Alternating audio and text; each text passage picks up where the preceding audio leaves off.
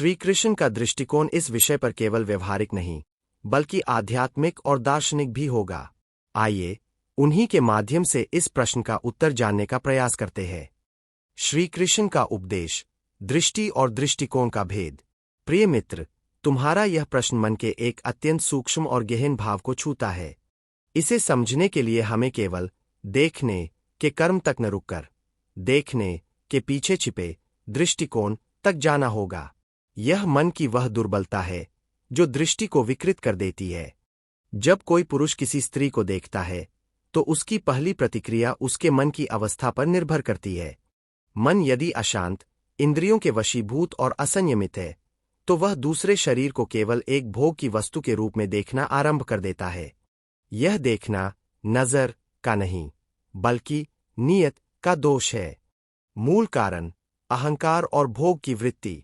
इसका मूल कारण है अहं का बोलबाला।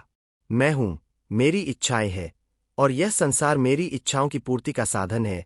यह भाव जब मन में घर कर जाता है तो व्यक्ति हर वस्तु और हर व्यक्ति को अपना अधिकार समझने लगता है। स्त्री को देखते ही मन में उठने वाले विकार इसी भोगेच्छा और स्वामित्व के भाव की उपज है। मन उसके व्यक्तित्व, उसकी आत्मा, उसकी भावनाओं को न देखकर केवल उसके शारीरिक आवरण को देखने लगता है। यह दृष्टि अधूरी और विकृत है, जैसे कोई कमल के फूल में कीचड़ ही देखे और उसक सुगंध और सुंदरता को नकार दे। प्रकृति का दोष नहीं, मनुष्य की दुर्बलता है। कई लोग कहते हैं कि यह पुरुष की प्रकृति है, परंतु प्रिय मित्र, प्रकृति ने तो पुरुष और स्त्री दोनों को समान रूप से सृजन के लिए आकर्षण दिया है। यह आकर्षण मूल रूप से पवित्र है, यह जीवन का आधार है। किंतु मनुष्य ने इस पवित्र आकर्षण को विकृत करके केवल भोग तक सीमित कर दिया है। प्रकृति का उद्देश्य सृजन है, जबकि विकारी मन का उद्देश्य केवल स्वयं का सुख है। यहीं से भ्रम की शुरुआत होती है। इंद्रियों का अनियंत्रण। इंद्रियां अत्यंत शक्तिशाली है। यदि इन पर मन का नियंत्रण न हो तो ये घोड़ों की तरह उन्मुक्त होकर मनुष्य को गड्ढे में गिरा देती है। आंखें कुछ देखती है, मन उसे विकृत करके चित्र बना देता है, और बुद्धि, जो विवेक का काम करनी चाहिए, वह मन के अधीन होकर उसे सही ठहराने लगती है। यह एक चेन रिएक्शन है जो एक नज़र से शुरू होकर गलत विचारों तक पहुंच जाता है।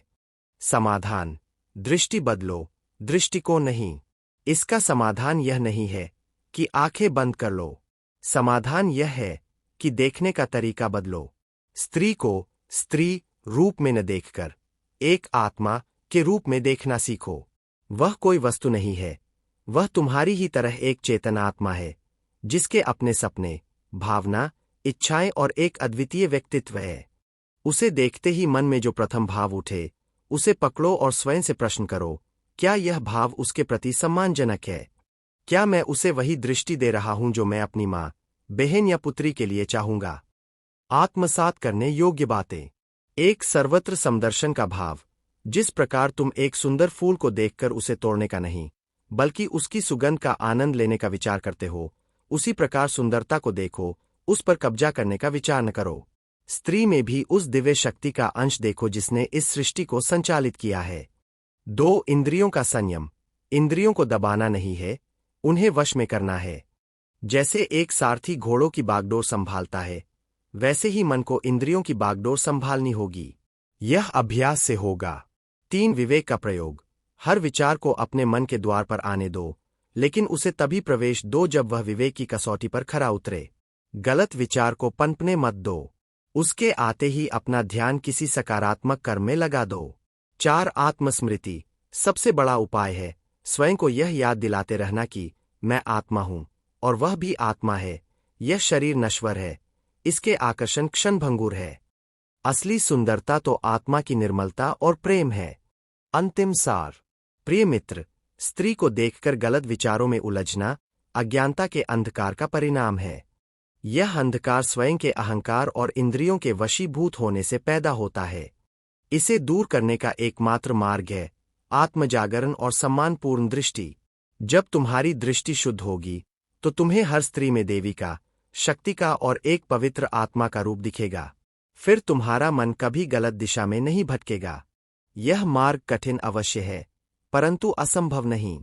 अपने मन को जानो, उसे नियंत्रित करो और देखो कि कैसे तुम्हारी दुनिया बदल जाती है। जय श्री कृष्ण।